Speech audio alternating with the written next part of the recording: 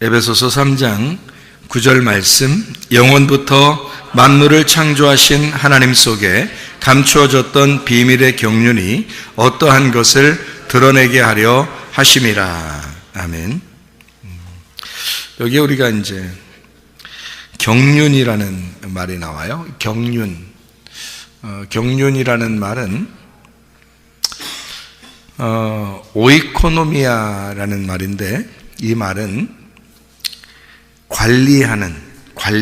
관리한다 알죠? 행정, 경영 이런 의미예요. 그런 단어인데, 이게 어디서 나온 단어냐면 오이코노메오라는 단어에서 나온 단어예요. 이 말은 청지기로 일하다 이런 말이고, 잘 관리한다 이제 그런 말이에요. 그러니까 보통 어떤 데 이렇게 쓰는 거냐면 일하는데 우리가 내 거가 아닌데 맡겨져서 내가 생활해야 하는 어떤 스케줄, 그러니까 질서, 스케줄 이런 의미로 많이 사용되는 그런 단어입니다. 여기에만 있는 게 아니고 에베소서에만 한번 보면 3장 2절에도 이런 말씀이 있어요. 너희를 위하여 내게 주신 하나님의 그 은혜의 경륜을 너희가 들었을 터이라, 이렇게 돼 있어요. 그리고 1장 9절에도 그렇게 말씀하고 있는데, 그 뜻의 비밀을 우리에게 알리신 것이요 그의 기뻐하심을 따라 그리스도 안에서 때가 찬 경륜을 위하여 예정하신 것이니, 이렇게 되어 있는데요. 하나님은 자기가 자기의 일을 할 때에 그냥 질서 없이 아무렇게나 어떻게 하다 보니까 이렇게 해보자 이렇게 하진 않는다는 거죠. 하나님은 질서가 있고 계획이 있고 스케줄을 짜서 그거를 관리하고 경영하시고 그것을 이렇게 통제하시는 것이 하나님이십니다. 그러니까 여러분과 제가 예수를 믿었다,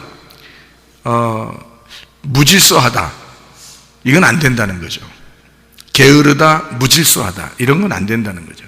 막무가내로 자기 마음대로 아무렇게나 이렇게 하자, 그것도 안 된다는 거죠. 왜냐하면 하나님 자체가, 하나님 속에는 하나님 속에 질서라는 게 들어있어요.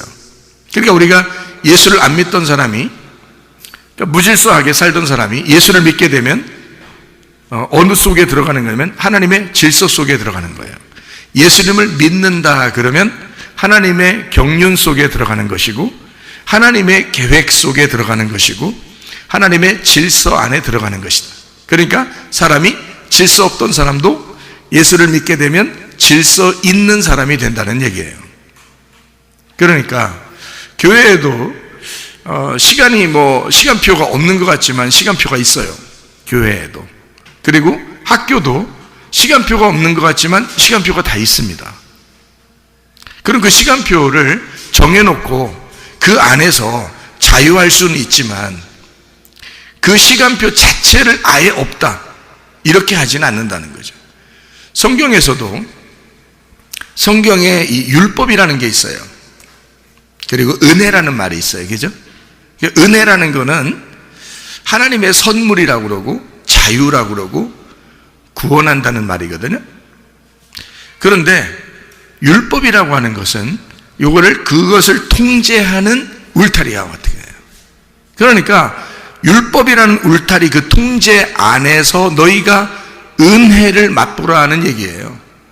그런데 울타리 자체를 벗어나 버린다 그러면 무질서가 되어버리는 거죠.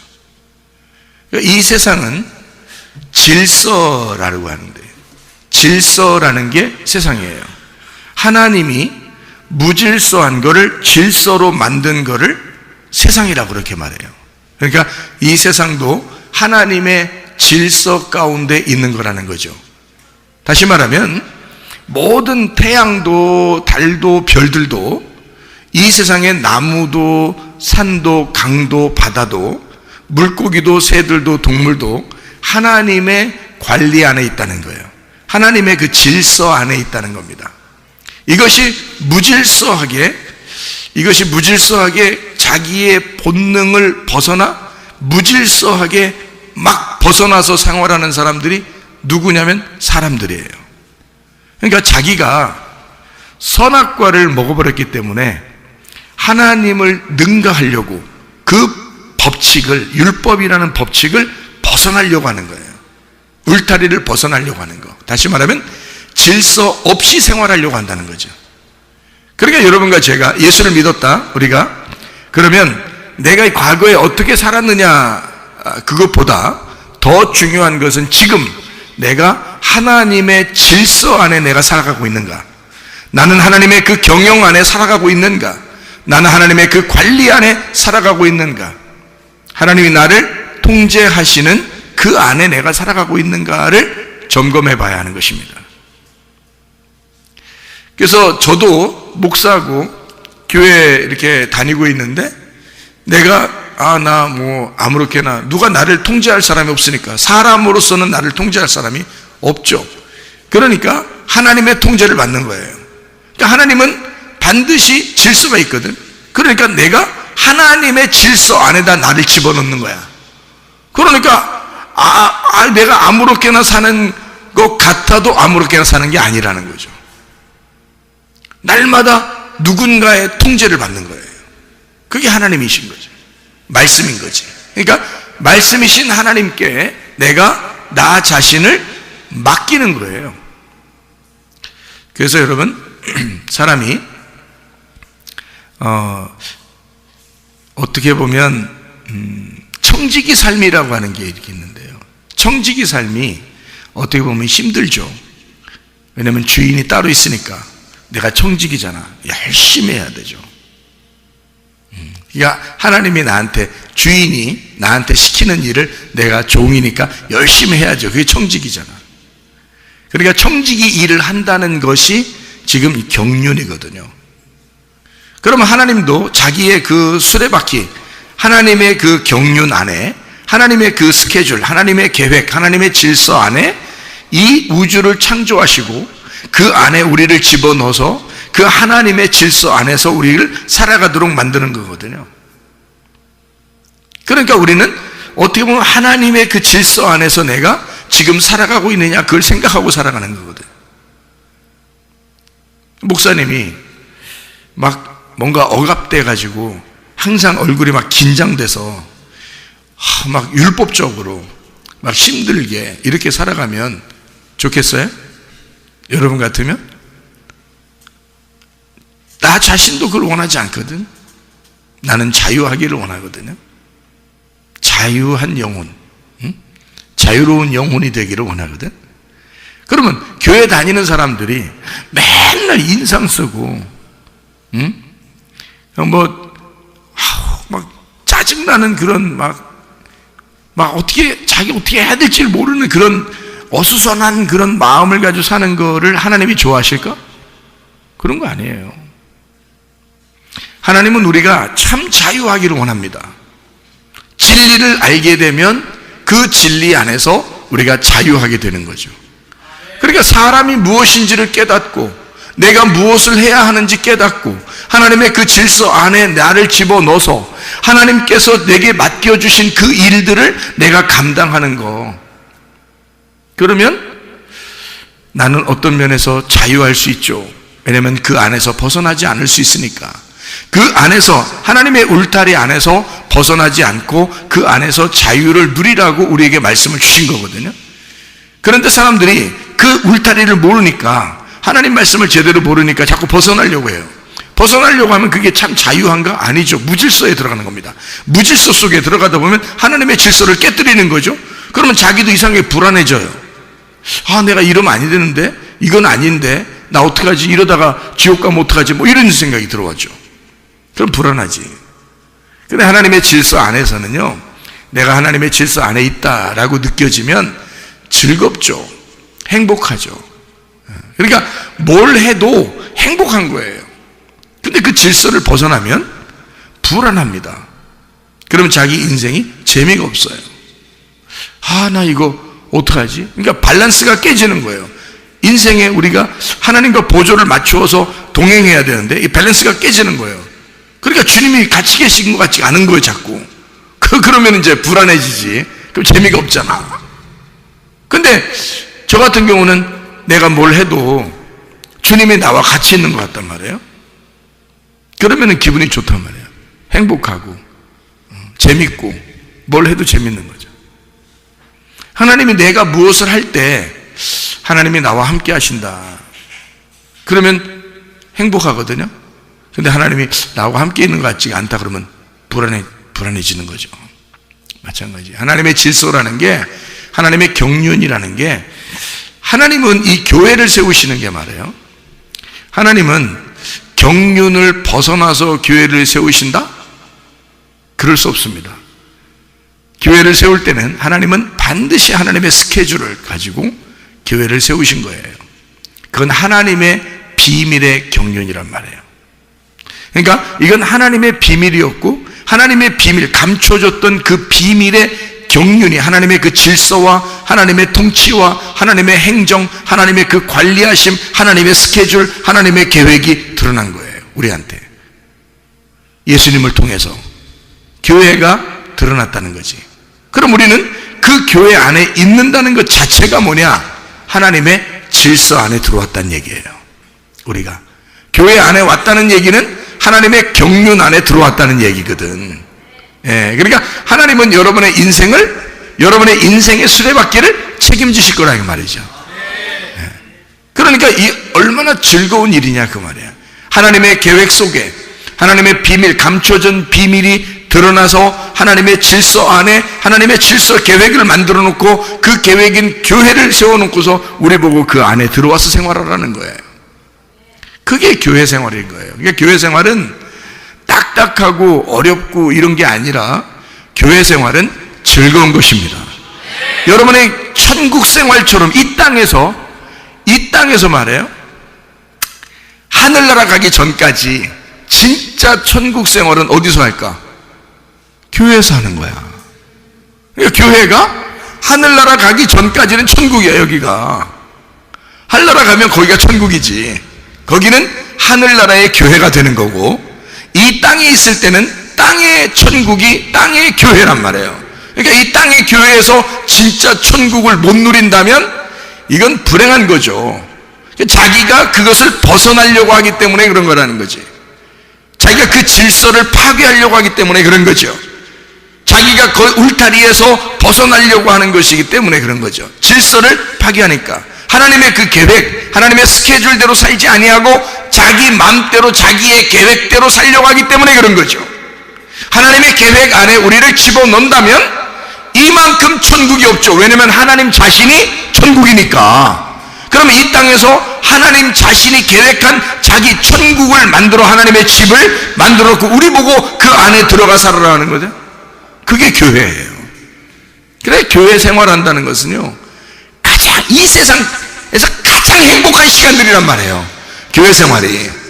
나는 교회에 이렇게 있을 때 참 행복합니다. 목사님이니까 그렇지요 하지 마세요. 내가 성도라 할지라도 이런 교회를 다니면 나는 행복할 거야.